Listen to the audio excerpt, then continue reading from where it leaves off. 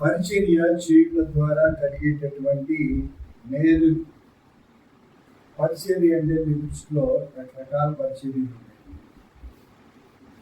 ఉన్నాయి.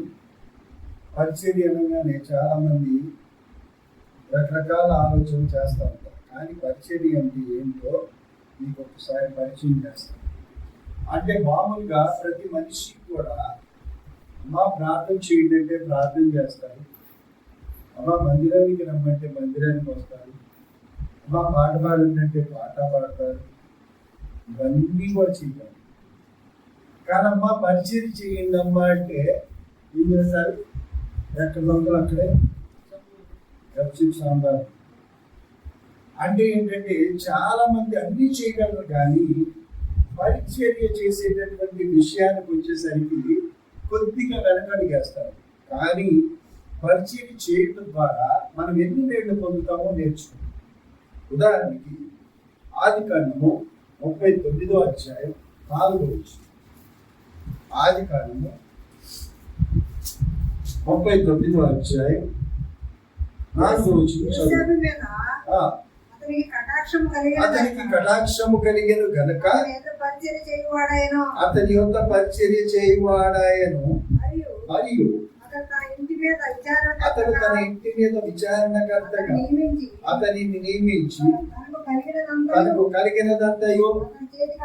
First point పరిచర్య అంటే ఏంటంటే ఒకళ్ళ కింద ఎవరిని తగ్గించుకొని బ్రతకడం. చాలా మంది ఏమనుకుంటారంటే ఆ పరిచయం చేసినంత మాత్రాన్ని మనం తగ్గించుకోవాలా అని ఆలోచన చేస్తూ ఉంటారండి.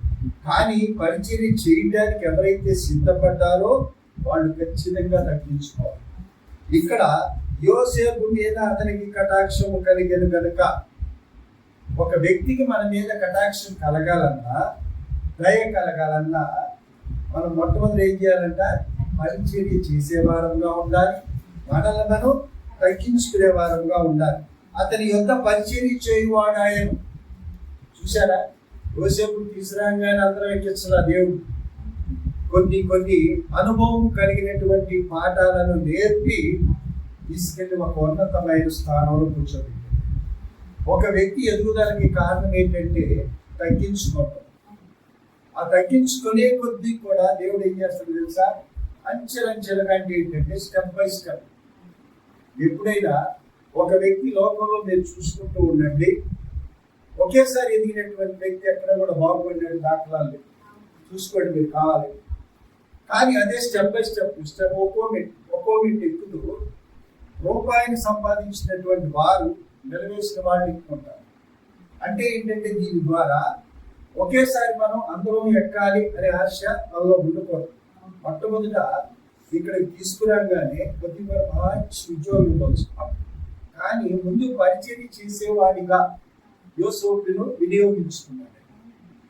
మనం కూడా దేవుడి సన్నిధికి వచ్చినప్పుడు ఎలా ఉండాలంటే పరిచర్య చేసేవారంగా ఉండాలి. పరిచర్య చేయకుండా మనం డైరెక్ట్గా ఏమనుకుంటామంటే ఏకంగా పులిపేట ఎక్కాలి, పాట పాడాలి, నేనేదో సాధించాలి అని అనుకుంటాం. అవునా? కానీ దేవుడికి అది సమంజసం కాదు, దేవుడికి అది ఇష్టం కాదు. దేవుడికి ఏంటంటే ముందుగా క్రింద నుంచి పైకి రావడం అనేది దేవుడికి చాలా ఇష్టకరమైన విషయం. మొట్టమొదటి చర్చికి వెళ్ళినప్పుడు ఎవరో కూడా ప్రాధాన్యత ఎవరండి ఒక ప్రక్కన కూర్చోబెడతారు.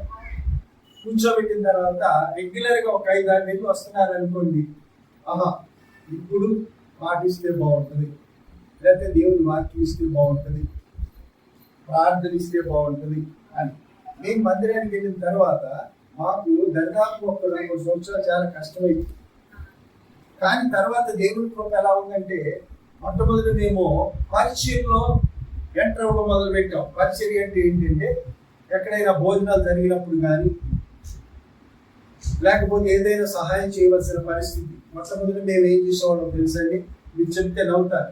మొట్టమొదటి మా డ్యూటీ ఏంటంటే స్పీకర్ బాక్స్ పట్టుకొని మౌత్ పీసులు పట్టుకొని ఒక సంచిలో పెట్టుకొని కొట్లు వ్యాపారం చేసుకుంటారు. చూసారా?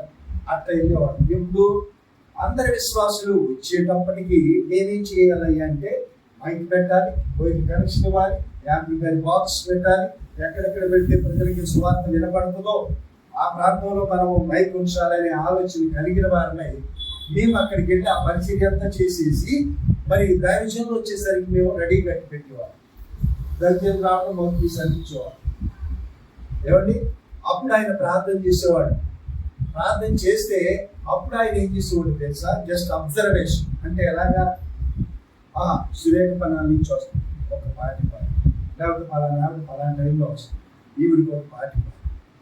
అంటే ఏంటంటే పరిచర్య చేసే కొద్ది కూడా మేము ఎప్పుడైతే ఈ బాక్స్ ఇవన్నీ పెడుతున్నామో ఫస్ట్ ప్రిఫరెన్స్ నాకు రాలేదు, కానీ క్రీస్తు రాజ్ కుమార్ గారికి మోసేదేమో నేను. అక్కడ బాక్స్ గిక్స్ వైరింగ్ పెట్టేదేమో నేను. ప్రతిఫలం ఎవరికి దక్కేదే అంటే క్రీస్తు రాజ్ కుమార్ గారికి, సురేఖ దక్కి. పాటలు వాళ్ళకి ఇచ్చేవాడు, బైక్ నేను పెట్టుకున్నాను. అసలు నాకు పాట వస్తుందో లేదో కూడా డౌట్. ఎప్పుడో అమ్మ మరి బాధపడతాడు అవన్నీ పెట్టాడు కదా ఇచ్చేవాడు. అంటే ఏంటంటే నేను ఇదంతా ఎందుకు చెప్తున్నానంటే, మనము దేవుని ఆశీర్వాదం కావాలి అనుకున్నప్పుడు కొంతకాలం వేచి చూడాలి. అంతేగాని మనం దేవుడి దగ్గరకు రాగానే, దేవుడి సన్నిధిలోకి ఎంటర్ అవ్వగానే, మనం ప్రార్థన ఎప్పుడైతే దేవుడి సన్నిధిలో మొదలు పెట్టగానే ఆశీర్వాదం ఇస్తే ఇంకేమైనా ఉందా? లేదు. కానీ అది పూర్వకాలంలో జరిగింది, మన కాలంలో కాదు సుమా. పూర్వకాలంలో ఎలా జరిగిందంటే, ఎబ్బోక్రేవ దగ్గర యాకోబు ఆశీర్వదించే వారికి వెళ్ళనన్నాడు, దేవుడు ఎమ్మటే ఆశీర్వదించాడు. అలాగైతే మనం సంవత్సరం అంతా తిరిగేసి మనం ఏం చేస్తాం? మనకు ఆశీర్వాదం కావాల్సిన రోజు ఆయన పాదాలు పట్టుకొని ఏడు చేస్తాం. కానీ ఇప్పుడు దేవుడు ఏంటంటే, మన ప్రభావం అంటే ఏంటంటే, మన భక్తి ప్రభావం ఎంతవరకు ఉందో పరిశీలన చేయగలడు ఆయన. చూసి మన భక్తి విధానాన్ని బట్టి ఆయన ఆశీర్వాదం అనేది ఇస్తారు. అంతేకాని మనం రాగానే ఆశీర్వాదం రావాలి, రాగానే చేయాలి. మీరు ప్రార్థన చేస్తారు, కుటుంబంలో ఒక వ్యక్తి మారాలి అని మీరు ప్రార్థన మొదలు పెడతారు. మీ ఆశ ఏంటంటే రేపు ఎల్లుండో మారిపోవాలి. అవునా? ఇంకా మారితే ఇంకా ప్రపంచం ఉంటుందండి. ఎలా మనం ప్రార్థన మొదలు పెట్టాలంటే, ప్రభు సన్నిధిలో నువ్వు గడువు పెట్టడం కాదు, ప్రభుకి ఛాన్స్ ఇవ్వాలి. అయ్యా, నీ చిత్త ప్రకారం నా బిడ్డ ఎప్పటికి మారాలని అనుకుంటున్నాడు, ఒకసారి నువ్వు ఆలోచన చేసి నా బిడ్డను మార్చు ప్రభువా అని చెప్పి ప్రార్థన మొదలు పెడతాం. కనీసం 1 నెల 2 నెలలు చేసిన తర్వాత మనం రిజల్ట్ చూడాలి. అంతేకాని చేయగానే మా అబ్బాయి మారిపోవాలి, లేదా మా అమ్మాయి మారిపోవాలి, నా కుటుంబం మారిపోవాలి అని చాలా మంది అనుకుంటారండి. అలా ఎప్పుడు కాదు. యోసేపు చక్కగా వచ్చిన తర్వాత పొతిఫర్ దగ్గరికి పరిచర్య చేయవాడాయను. అంటే ఏంటంటే, వాళ్ళకి వీళ్ళకి ఏదో నా ఉద్దేశ ప్రకారం అయితే ఏ బట్టలో లేకపోతే ఏదో కావాల్సిందో ఏదో అందిస్తూ ఉంటుంటారు. ఇతను చేసే పరిచర్య విధానం ఎవరికి నచ్చింది? పొతిఫర్కి నచ్చింది. నచ్చిన తర్వాత అప్పుడు మొదలు పెట్టాడు యోసేపుని హెచ్చించడం. చూసారా? మరియు అతడు తన ఇంటి మీద విచారణకర్తగా, ఎవరి ఇంటి మీద? ఊళ్ళో వాళ్ళ మీద కాదు, తన ఇంటి మీద విచారణకర్తగా. అంటే తన ఇంట్లో వాళ్ళు అయినా సరే యోసేపు పర్మిషన్ లేకుండా ఏమి చేయడానికి వీలు లేదు.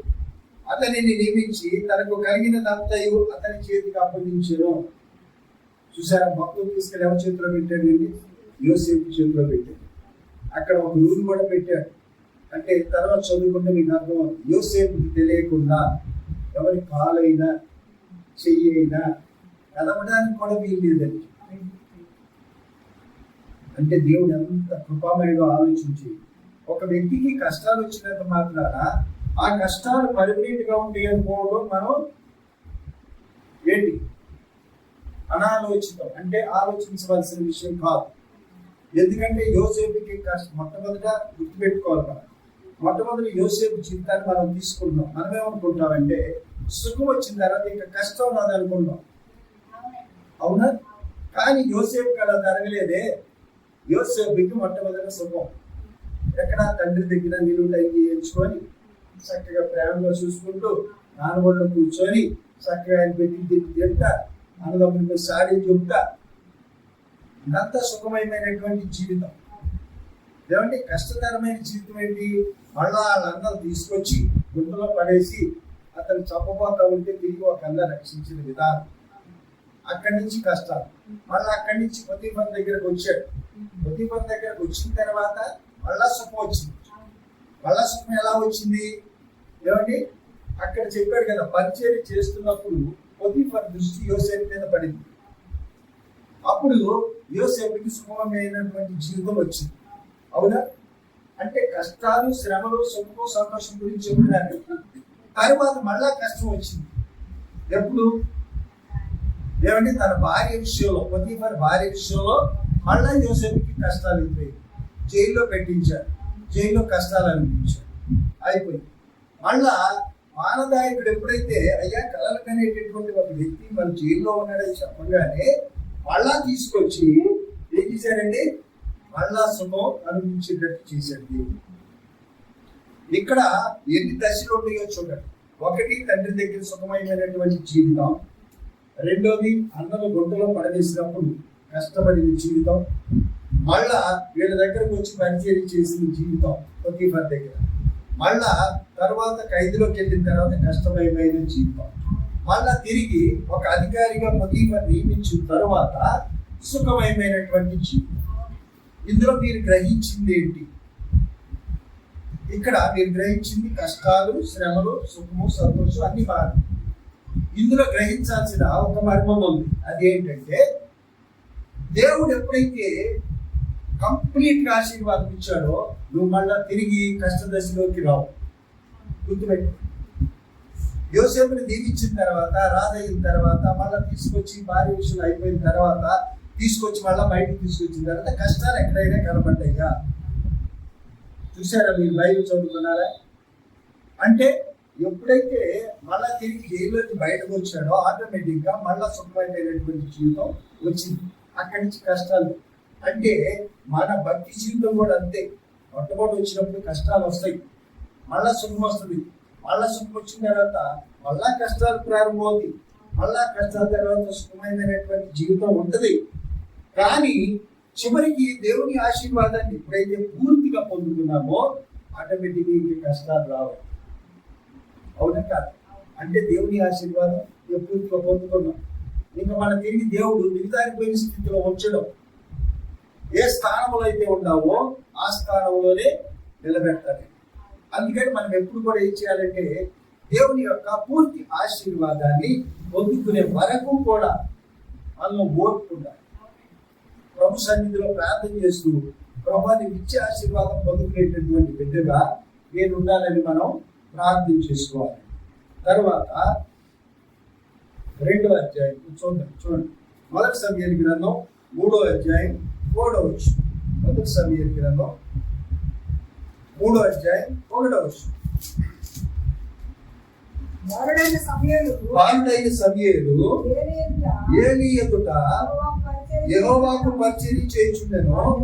ఆ దినములలో యెహోవాకు ప్రత్యక్షమగుట అరుదు, ప్రత్యక్షము తరచుగా తటస్థించుండలేదు. చాలే. మొట్టమొదటి యోసేపు పరిచర్య చేసేవాడే. ఆ పరిచర్య వలన ఆయన ఆశీర్వదించబడినట్టుగా దైవ గ్రంథంలో ఉంది. ఇక్కడ పరిచర్య చేస్తున్నారు ఎవరు? బాలుడైన సమూయేలు ఏలీ ఎదుట యెహోవాకు పరిచర్య చేయుచుండెను. చూసారండి? ఏలీ ఎదుట యెహోవాకు పరిచర్య చేయుచుండెను అంటే దేవుని దగ్గర పరిచర్య చేయటం వల్ల సమూయేలు ఎటువంటి ఆశీర్వాదం పొందాడు గుర్తుపెట్టుకోవాలి మనం. అంటే ఏలీ ఎదుట పరిచర్య చేసేటప్పుడు ఏలీ పొందలేని ఆశీర్వాదాన్ని సమూయేలు భక్తులు పొందుకున్నట్టుగా దైవ గ్రంథంలో ఉంది. రెండోది ఏంటంటే, ఆ దినములలో యెహోవాకు ప్రత్యక్షమగుట అరుదు.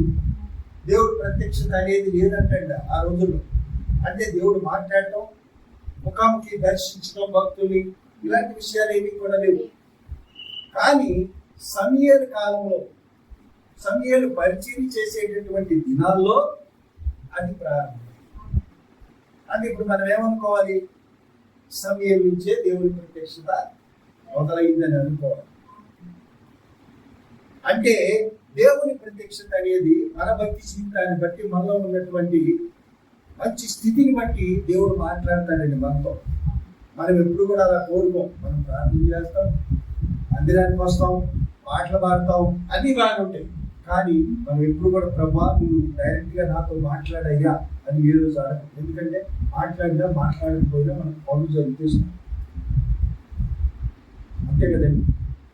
మనకి పనులు అయితే చాలు, అంతేకాని దేవుడు మాట్లాడటం, దేవుడితో మాట్లాడే పని మనకేంటి, మనకేం లేదులే అనుకుంటాం. కానీ అక్కడ సమయల్ భక్తుడికి కూడా ఏం పని లేదు ఆయనతో, కానీ సమయంతో పని ఉంది దేవుడు. అంటే ఇప్పుడు మీరేమనుకుంటారంటే, మరి సమయంతో పని ఉన్నప్పుడు ఆయనతో మాట్లాడాడు కదండి, నాతో పని ఉంటే మాట్లాడతాడంటే, నువ్వు చేసే భక్తి పడి, నువ్వు చేసే ప్రార్థన పని. చిన్నపిల్లడైనా బాలుడైనా ప్రతిరోజు కూడా ఏది చేయనటువంటి ఆరాధనను ఎవరు చేస్తున్నారు? చిన్నపిల్లలు చేస్తున్నారు. అప్పటి వరకు ఏది కూడా అంత ఆరాధన చేసినట్టు ఎక్కడ దైవ గ్రంథంలో రాసి ఉండలేదు, ఎందుకంటే ఆయన చేసేవాడు కాదు. కానీ సమయం ప్రతిరోజు కూడా దేవుడి సన్నిధిలో దేవుడికి ఆరాధన జరిగిస్తూ వచ్చాడు కాబట్టి దేవుడు ఏం చేశాడంటే సమయలను ప్రేమించి తన ప్రత్యక్షత అనేది ఎక్కడి నుంచి మొదలు పెట్టాడు? సమయలు కానించి మొదలు. అదే ఏదో ప్రార్థన చేస్తే కూర్చో ఒకవేళ మాట్లాడేవాడేమో, కానీ ఏది ప్రార్థన చేయకపోవడం వల్ల సమయలు దగ్గర నుంచి మొదలు పెట్టాడు దేవుడు ప్రత్యక్ష మాట్లాడాడు. సమయలు ప్రవక్తగా దేవుడు చేశాడు. అంటే ఏంటి? మన భక్తి జీవితాన్ని బట్టి దేవుడి ప్రత్యక్షత అనేది మనం చూడగలుగుతాం. అంతేగాని మనలో భక్తి లేకుండా, మనలో ప్రార్థన లేకుండా దేవుడితో సావాసం చేయాలనుకోవడం కూడా చాలా పొరపాటు. ఇప్పుడు ఉదాహరణకి సౌలు దగ్గర దేవుని అభిషేకం ఉంది, దావీదు దగ్గర కూడా దేవుని అభిషేకం, కానీ సౌలుతో మాట్లాడిన దాఖలాలు ఎక్కడ కూడా లేవు. దావీదు అనేక సార్లు దేవుడు దర్శించాడు. రెండవది, నా హృదయానుసరుడని కూడా మంచి సాక్షి ఇచ్చాడు. ఎందుకని? దేవుని ఆత్మ పొందినటువంటి సౌలు అదే, దేవుని ఆత్మ పొందినటువంటి దావీదు కూడా భక్తుడే. కానీ ప్రార్థన జీవితం లేకపోవడం వల్ల సౌలుని దర్శించని దేవుడు దావీదుని దర్శించాడు. సౌలు ఎక్కడన్నా జనాలు కేకేస్తే ప్రార్థనా మందిరానికి వెళ్ళినట్టు ఎక్కడన్నా ఉందా? ప్రార్థన చేసినట్టుందా? ఏమండి? రెండోది ఏంటంటే, సౌలు దిక్కుతోచని పరిస్థితిలో ఎక్కడికి వెళ్ళాడు? కర్ణపిశాచ తంత్రాల వాళ్ళ దగ్గరికి వెళ్ళాడు. అవునండి. అంటే సుఖం వచ్చినంతసేపునేమో దేవుడు అన్నాడు, కష్టం రాగానే కర్ణపిశాచ తంత్రాల వాళ్ళ దగ్గరికి వెళ్ళాడు.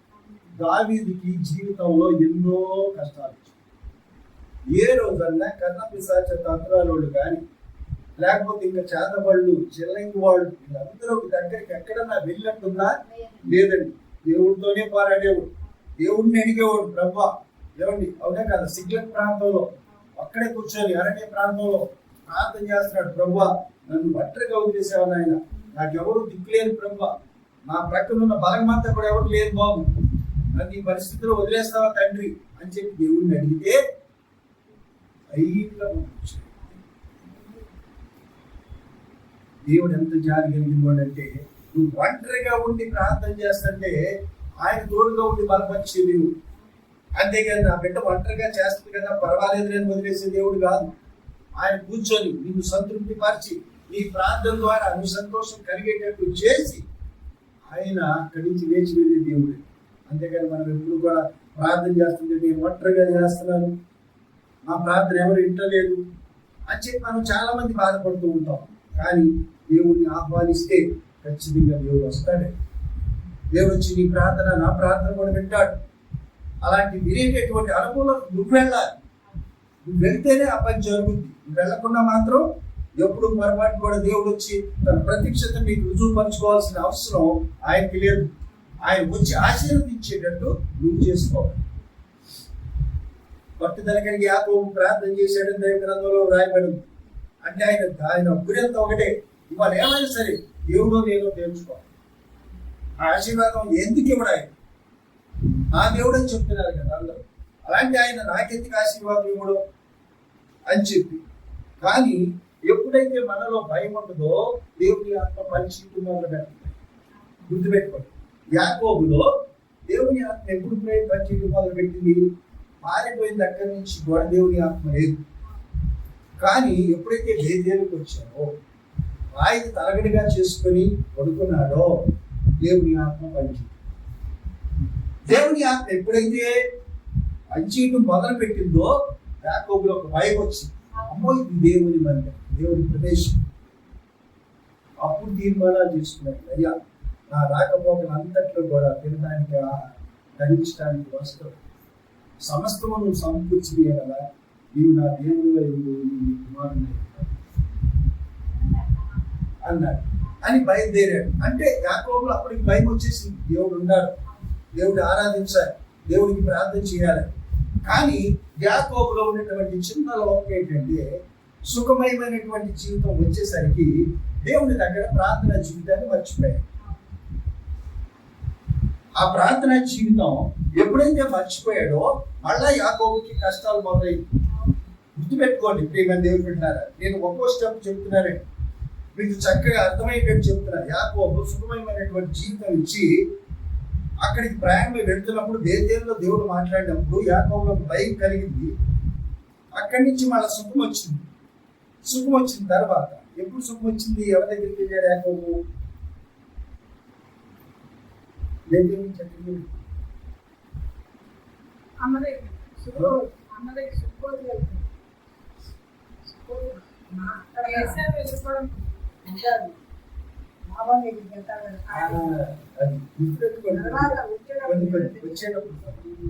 ఏమండి వెళ్ళేటప్పుడు ఫస్ట్ వెళ్ళడం ఎవరు గుర్తు చేశారు? దేవుడు ఎంత కృపమైన ఆలోచించి వీటికి సుఖం కావాలని చెప్పి తీసుకెళ్ళి ఎక్కడన్నా పెడితే కష్టాలు పెట్టిపోతాడేమో అని చెప్పి తన మామ లాభాల దగ్గరకు తీసుకెళ్ళాడు. లాభాల దగ్గరికి తీసుకెళ్తే లాభాన్ని ఏం చేశాడంటే పాపం కనకూడదు, కానీ యాకోబు తన అన్నను మోసగించే విషయంలో తప్ప తెచ్చోడు. మీరు ఒప్పుకుంటారా?